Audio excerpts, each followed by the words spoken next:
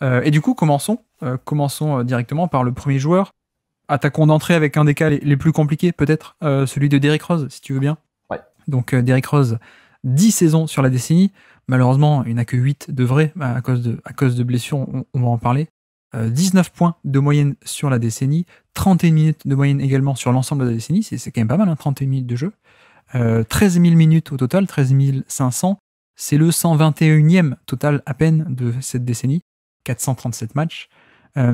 Alors, récompense individuelle, j'ai un peu blagué tout à l'heure, mais bon, il a été élu MVP 2011, je ne sais pas s'il l'était, mais il a été élu MVP 2011, 2 fois All-Star en 2011-2012, et une fois All-NBA 2011, évidemment. Donc ça, c'est pour un peu le récompense individuelle. Au niveau des comparaisons, tu sais, j'aime bien faire ça, NBADraft.net, à l'époque de sa draft, eux, ils avaient dit un mélange entre Dwayne Wade et Jason Kidd. Je comprends le côté explosif de Wade. Kidd, ça me paraît un peu aller chercher loin, quoi. On a du mal à voir, mais ouais, ok. Bon. J'aurais peut-être pris un meneur moins cérébral, peut-être. Oui. Mais bref, Draft Express aussi, pour eux, alors, meilleur scénario, il n'y en avait pas. Ils en ont pas mis. Mais par contre, ils ont mis un pire scénario possible. C'était Devin Harris. Oh, alors là, oui, d'accord. Bon, il a fait un peu mieux. Oui. Il a fait un peu mieux. Et puis au niveau des surnoms, aucun surnom loufoque pour le coup. On a D-Rose, évidemment. On a Pooh, P-O-O-H. Tu connais ça? Oui, ça me dit que... Oui. Je n'ai jamais compris d'où ça venait, mais... Mais ça vient de Winnie the Pooh, non? Ah, t'as raison, peut-être t'as raison, ça vient de là. Quel rapport, je sais pas, mais j'imagine que ça vient de là. Mais... Effectivement. Ou alors c'est peut-être un surnom de quand il était petit. Ouais. Peut-être c'est un des seuls surnoms qui n'a pas été inventé par Basketball Reference. Non, il y en avait un autre qui est sympa aussi, c'est The Windy City Assassin. Le Windy City, qui est le surnom de Chicago, évidemment. Bref, donc pour son parcours rapidement, tu m'interromps quand tu veux. Au début de notre décennie, il a 22 ans à peine, puisque draft 2008, et drafté très tôt. Et donc 2011, première saison de la décennie, il est évidemment fantastique, puisque c'est sa saison de MVP, 25 points, 7 assists de moyenne, 37 minutes de jeu en moyenne. Merci Tom Thibodeau. Quoique c'était un peu la norme en début de décennie encore, mais bref. Et puis les playoffs, ça va en finale conférence jusqu'à Miami, malheureusement éliminé contre Miami. Alors qu'on le rappelle, Chicago était premier de l'Est et même meilleur bilan de toute la NBA. 2012, Chicago est encore une fois premier de la conférence Est. Alors lui, il ne fait que 39 matchs cette saison-là sur 66 parce que c'est l'année des lockouts. Mais déjà, on voit quelques absences. Et puis, malheureusement, c'est la blessure en playoff au premier tour des playoffs contre Philadelphie. Et finalement, Chicago perdra cette série alors que Chicago est premier, donc c'est la série 1-8 que perdra Chicago à cause de cette blessure de Derrick Rose. Dans un money time, on va dire, où sa présence était peut-être évitable. C'est un peu ce que tout le monde a toujours dit. Du coup, 2013, saison blanche, donc ça, il n'y a rien. 2014, il fait 10 matchs à peine. Je sais pas si tu te souviens, mais la hype de son retour était assez phénoménale. Ouais. On voyait que c'était un peu poussif et malheureusement, il se blesse à l'autre genou contre Portland en 2014 après à peine 10 matchs. Et donc le reste de saison a éliminé évidemment. Et puis 2015, il revient enfin depuis quasiment 2-3 ans, quoi. Il fait 51 matchs, 30 minutes par match. Voilà, il retrouve son poste de titulaire, il est plutôt pas mal, 18 points, 5 assists, et même moi j'ai de bons souvenirs dans le jeu. Et en playoff, c'est la fameuse équipe avec Pau Gasol qui est arrivée, et qui se font éliminer contre Cleveland en demi-finale de conférence, la fameuse série où justement Derrick Rose met un buzzer beater, et derrière le match d'après, c'est LeBron James qui met le tien. 2016, toujours titulaire, 32 minutes par match, voilà, pas de playoff malheureusement pour Chicago. Je crois que Thibodeau était parti et c'était un peu une année creuse pour Chicago. Puis ensuite, été 2016, il est échangé du côté de New York. Je sais pas si tu te souviens contre qui il est échangé, mais c'est déjà pas très glorieux. José Calderon, Jerian Grant, et pas Jeremy, mais son petit frère Jerian Grant, et Robin Lopez. Ouais. Donc voilà, la valeur de MVP était déjà partie, évidemment. Et puis après, New York 2017, titulaire, tout ce que tu veux, mais ça fait pas les playoffs. Free Agency 2017, il signe à Cleveland, la fameuse équipe avec Derrick Rose, Dwayne Wade, etc. Après le départ de Kyrie, mais il fait que 16 matchs à Cleveland. Il est échangé à Minnesota pour rejoindre son coach Tom Thibodeau, évidemment. Et puis fin de saison avec Minnesota. Il fait une saison 2019 avec Minnesota, saison pleine, entre guillemets, même si c'est que 51 matchs et que 13 titularisations. Je crois que c'est enfin là qu'il perd sa place de titulaire NBA, on peut dire. Et puis 2020, il est du côté de Détroit, un Détroit calamiteux, avec Blake Griffin blessé, etc. Donc un peu à oublier également de ce côté-là. Donc voilà, pour son parcours, effectivement, comme on en parlait, on a pas mal de joueurs qui n'ont qu'une demi-décennie, mais lui, c'est presque moins que ça, quoi. Parfois, j'aime bien dire quand on va classer tel ou tel joueur, il va y avoir un problème de longévité. Lui, c'est plus qu'un simple problème de longévité, c'est-à-dire qu'on a un début qui est canon et ensuite vraiment presque rien, quoi.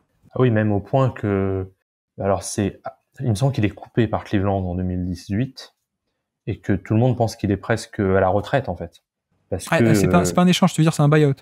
il me semble, hein. Peut-être, de ce que je me souviens, il me semble, parce qu'il me semble qu'il arrive libre à Minnesota. Ouais. J'ai pas vérifié, mais je suis quasiment sûr. Et c'est vrai que je me rappelle très bien qu'à l'époque, tout le monde se disait, et ça s'est d'ailleurs vérifié dans les 2 mois qui ont suivi où il était calamiteux, tout le monde se disait, mais il ne peut plus jouer en NBA. Et il a su retrouver un vrai niveau correct. Et enfin, il faut faut le féliciter, quoi. Mais ouais, il y a effectivement un problème de longévité. C'est pour ça, moi, j'ai pas pu le classer plus haut malgré le fait qu'il soit MVP, mais bon, ça va aussi poser question par rapport à Matthews, par exemple.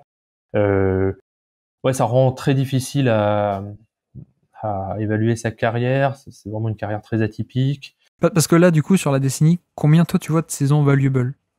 Bah, il y en a une, c'est la saison MVP. Ouais.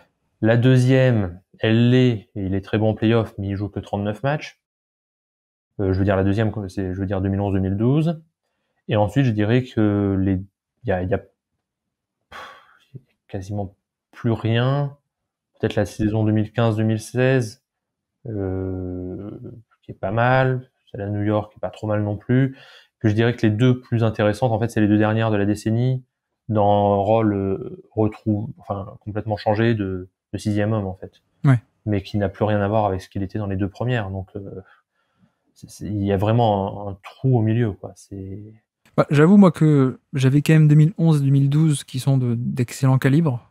Et je pense de meilleurs calibres que ce qu'on s'en souvient à cause un peu du narratif et du trophée. 2012 est quand même très très bon.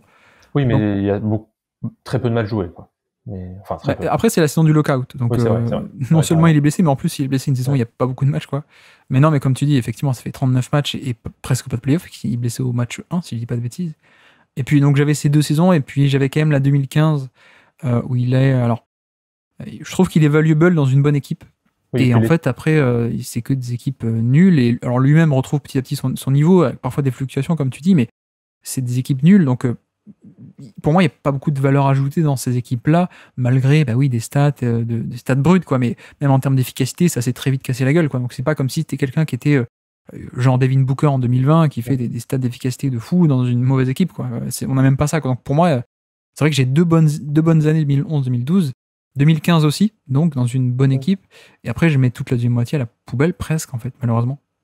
Oui, 2015, il fait des stats en playoff, hein. Par exemple, en deuxième tour contre Cleveland, il tourne à 22 points, 5 rebonds, 6 passes. Ça paraît vraiment impressionnant. Ensuite, quand on regarde les pourcentages, c'est 38% au tir, 30% à 3 points. Bon, c'est pas un mauvais joueur, mais c'est un peu inefficace, disons. Sa saison 2015 est une des moins efficaces de l'histoire de l'NBA sur un tel volume. J'exagère un peu, mais pas beaucoup, hein. Vraiment pas beaucoup. J'ai fait des gros tableaux Excel depuis 2-3 jours. Donc oui, je le sais. Mais non, mais effectivement, il y a ce truc-là d'efficacité qui était pas bonne, mais j'ai quand même de bons souvenirs, moi, de cette saison-là. Notamment, c'est les Bulls d'Eric Ross qui vont battre Golden State chez eux, courant 2015, et c'était la dernière défaite avant plus d'un an d'invincibilité chez eux. Mais je trouve qu'il y avait quand même de la valeur, alors pas du tout dans le même rôle, mais il y avait quand même de la valeur dans un effectif qui avait d'autres atouts, quoi. On n'attendait plus de lui que ce soit le vrai scoreur, mais je trouve qu'il avait de la valeur, donc je retiens quand même cette 2015 malgré l'inefficacité. Après, c'est vrai que il y a deux excellentes saisons, mais comment est-ce que toi, par exemple, t'évalues la saison 2011, qui justement, je commençais à un peu en parler, où il y a tout un narratif, du coup c'est un peu connoté négativement quand je dis ça, mais il y a un peu une histoire de mythe autour de cette saison qui est restée dans les annales, parce qu'en plus il y a eu un impact stylistique incroyable, il était jeune, etc. On croyait que c'était l'avenir, c'était lui. Comment est-ce que toi tu pondères cette année-là, par exemple, comparé aux meilleures saisons d'autres superstars? Est-ce que tu le mets au même niveau, un peu plus bas, un peu plus haut? Déjà, il faut dire, alors un peu, pardon pour le discours de vieux, mais pour ceux qui n'ont pas vu la saison, il y avait un côté, effectivement, comme tu as dit, stylistique. Les dunks de Derrick Rose étaient incroyables. Ouais. Moi, ça reste un des dunkers les plus impressionnants que j'ai vus en match. C'était une explosivité, mais presque plus impressionnante que Westbrook, je trouve. Je pense que c'est le MVP le plus faible de la décennie, à mon sens. Mhm. Je pense, ouais. Je sais pas si toi t'en vois un qui serait plus faible que Non, ça. je suis d'accord. En plus, j'ai pas envie de m'attirer de problème, donc je pense que je suis d'accord. Je vois à qui tu pourrais penser, mais bon, mais ça reste une très bonne saison, mais alors peut-être que c'est que le niveau global était un peu plus faible aussi de la ligue, je veux dire dans les candidats au MVP, puisqu'il y avait en gros c'était Howard et LeBron les autres candidats. Ouais. LeBron ayant sans doute un peu payé bon tout ce qui s'est passé autour de Decision et tout ça. Oui, c'est sa première année, il était dans le rôle du vilain, comme ils disent, le C'est méchant, ça. pardon. Et Dwayne Wade était encore très très bon, donc les voix se partageaient un peu. Ouais. C'est une très bonne saison, vraiment, qui, je pense, quand on la regarde statistiquement avec les yeux d'aujourd'hui, n'est pas une saison MVP par rapport, je sais pas, ne serait-ce que les stats d'efficacité au tir, même si elles sont plutôt bonnes. Hein. On est à 1.12 points par tir tenté, ce qui est bien, hein, ce qui est vraiment bien, mais par rapport au sommet de Jokic, de Curry, même de Giannis, on en est très loin.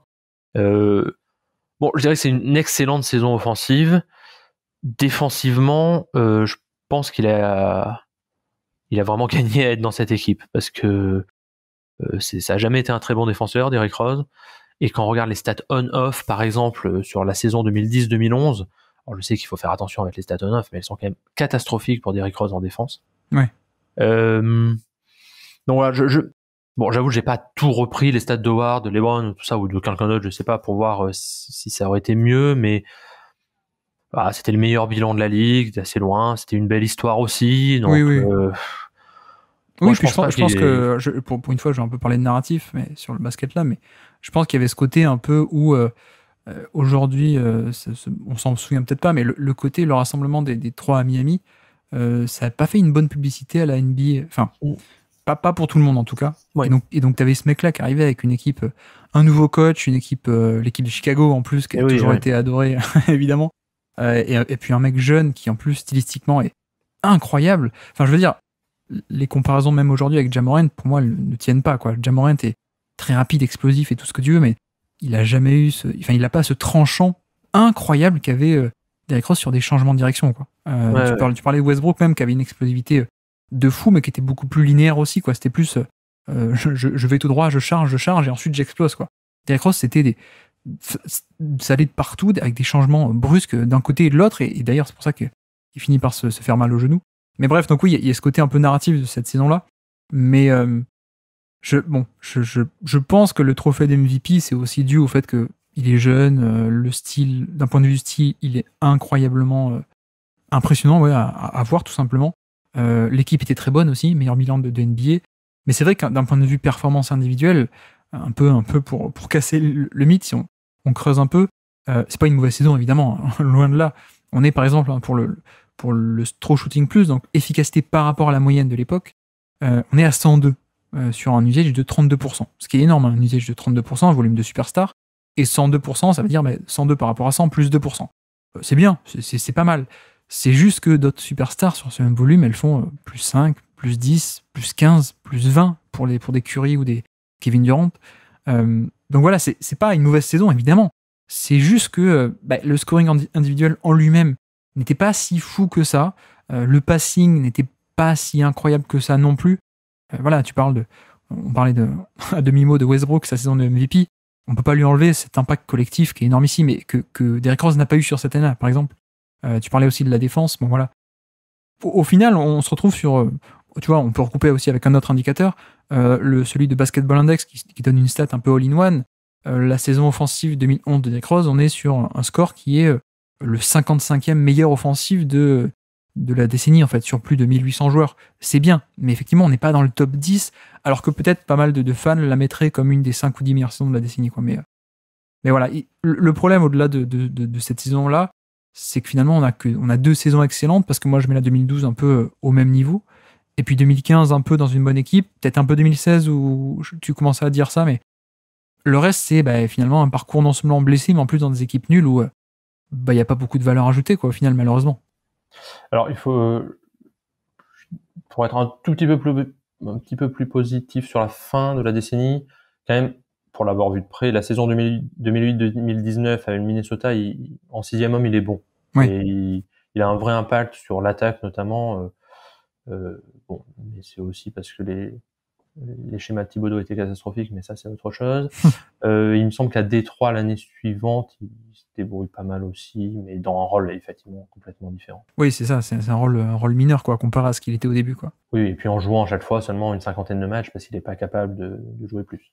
Mais effectivement, alors pour me faire aussi l'avocat du diable, quand même, enfin en tout cas pour nuancer peut-être un peu, Ben Taylor disait un truc assez intéressant aussi il y a quelques temps, sur le fait que, bah oui, en fait, peut-être que ça vaut pas le coup de comparer notamment des stats ou l'impact sur drive de Derrick Rose en 2011 et 10 ans plus tard celui de Ja Morant ou d'autres drivers de 2022 ou 2021, parce qu'en fait, là où Derrick Rose avait une vraie valeur, en tout cas plus de valeur, c'est que il faisait ses drives malgré un spacing qui était catastrophique. Ouais. Et que du coup, c'est d'autant plus difficile et que lui-même, enfin, pour être au même niveau en 2011 que certains de 2022, c'est qu'il était à ce point plus fort et donc à ce point ajouter plus de valeur à son équipe par rapport au contexte. Donc ça, c'est aussi le bon point, surtout que cet impact sur drive, lui-même n'était pas un énorme passeur, mais ça pouvait aussi servir de première étincelle pour créer un décalage dans la défense, quoi.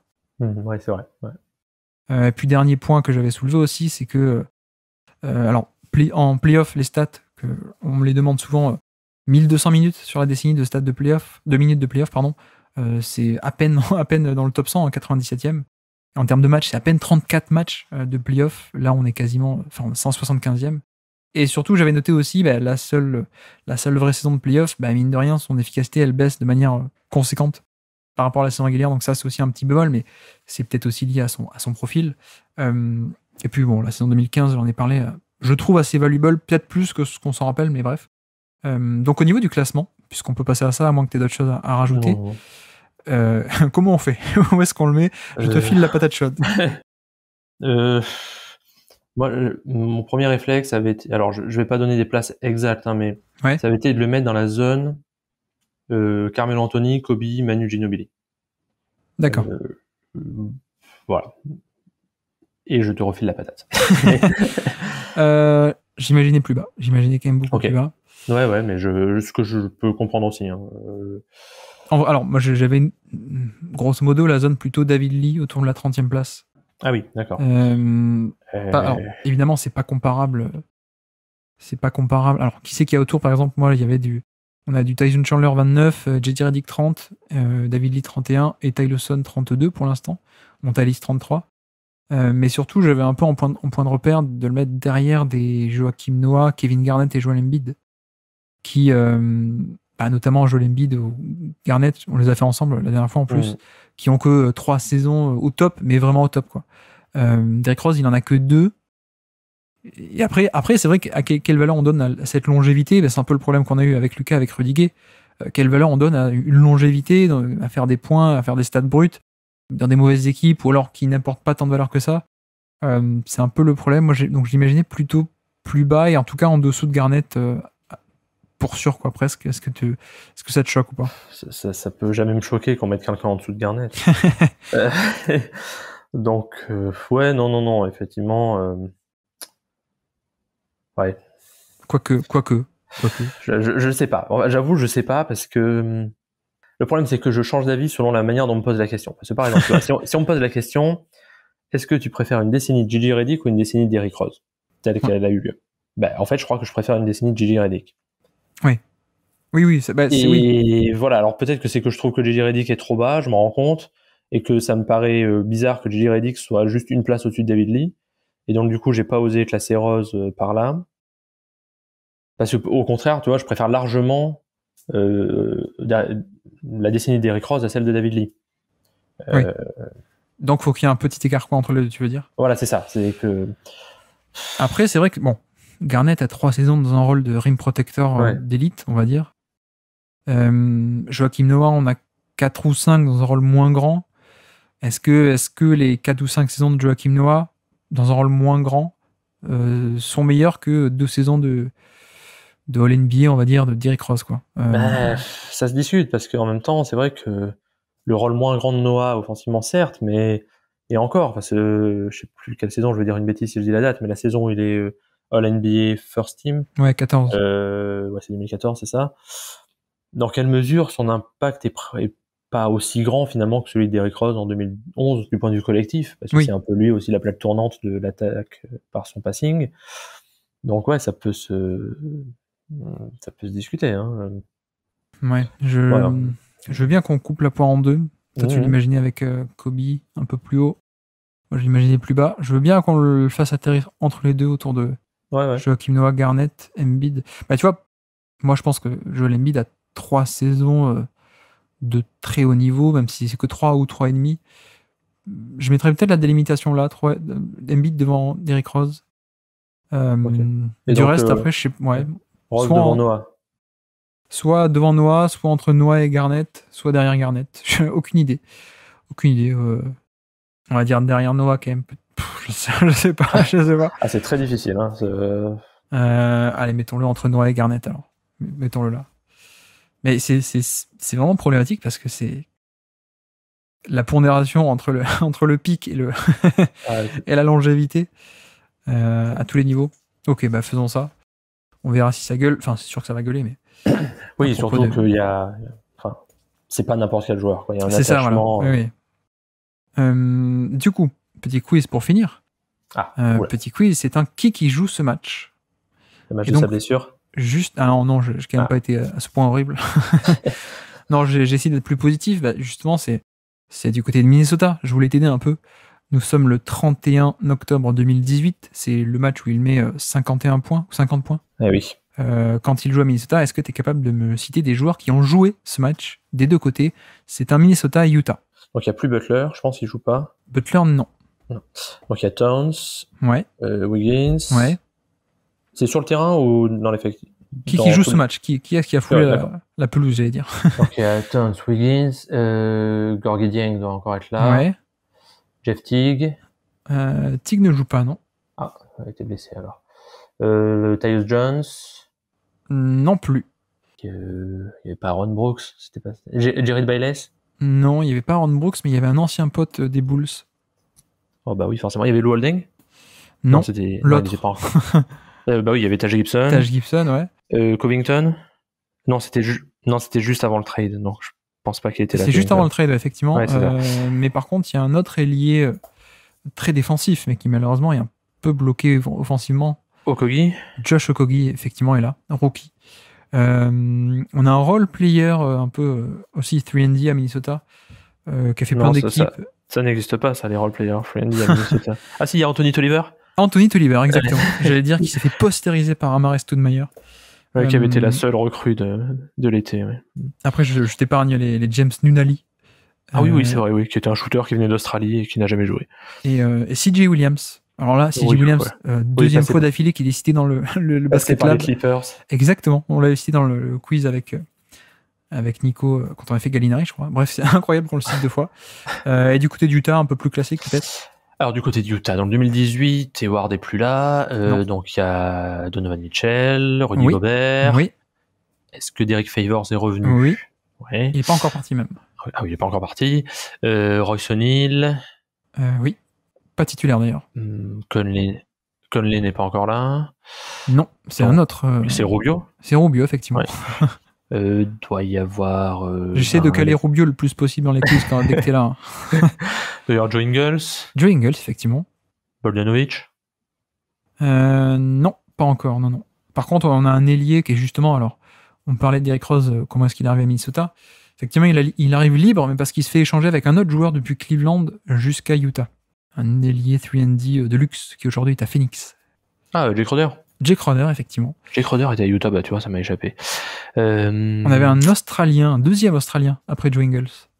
Un peu plus jeune, un peu plus d'attente, un peu plus meneur. Ah oui, Dante Exum. Dante Exum, effectivement. Ouais. Après, on avait un... Et est-ce que Clarkson était déjà là? Clarkson, non, n'était pas là. Il n'était pas là. Par contre, on avait quelqu'un qui sortait de Duke, qui donnait des coups de pied à tout le monde. Ah, Grayson Allen. Grayson Allen, effectivement. Alors, comme il est dans tous les quiz, Luke Bahamouté. Je vois que tu es un fidèle auditeur également. Non, il n'y est pas. C'est vraiment qu'on l'a pas vu d'ailleurs. Effectivement, c'est bizarre. Non, par contre, on avait quelqu'un qui était revenu à Utah après un petit passage par l'Europe, qui était devenu un intérieur défensif très intéressant, drafté par Golden State. Ekpe Udoh. Exactement, Ekpe Udoh. La draft 2010. Ouais. Et puis un dernier qui aujourd'hui est un shooter à Philadelphie, qui a un frère qui était attaquant à l'Olympique de Marseille année 2000. Oula. C'est un vrai frère ou c'est juste... Non, c'est un homonyme. Ah, Georges Niang. Georges Niang, effectivement. Oui, effectivement, ils se ressemblent pas du tout, donc... Non, je crois pas qu'ils soient de la même famille, mais bref.